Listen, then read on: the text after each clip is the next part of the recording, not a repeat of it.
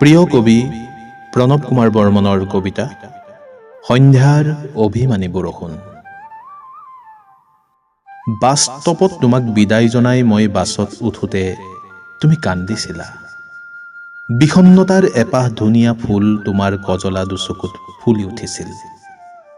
মই ছিঙিব নোৱাৰিলো, সেয়া তোমাৰ নিজস্ব অভিমানৰ ফচল। মই চপাই আনিব নোৱাৰিলো। খিৰিকী খুলি তোমাক চাব খুজিছিলো, একো নেদেখি, যেন তোমাৰ আৰু মোৰ মাজত কুঁৱলীৰ চামনি পৰিছে। কুঁৱলীয়ে আমাক লুকুৱাই ৰাখিছে ইজনৰ পৰা সিজনক। মোৰ ওপৰত তোমাৰ যি ভৰসা আৰু বিশ্বাস আছিল, আজিৰ পৰা আৰু নাই, কিয়নো মই তোমাক অকলশৰে এৰি থৈ গুচি আহিলো। এতিয়া বাছত আহি থাকোতে মোৰ সকলো কথাই মনত পৰিল। তোমাৰ চুলিত হেৰাই যোৱা মোৰ দুঠৰ কথা, তোমাৰ চকুত চকু থৈ তোমাক উপহাৰ দিব খোজা এটা ভৱিষ্যতৰ কথা, তোমাৰ শৰীৰৰ অ'ত ত'ত আঁকি দিয়া মোৰ হাতৰ ৰেখাবোৰৰ কথা।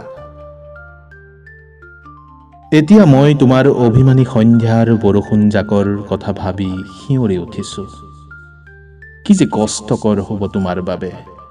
গাৰুত মুখ গুজি কান্দি থাকিলেও চকুপানী মচি দিবলৈ মই যে কাষত নাথাকিম।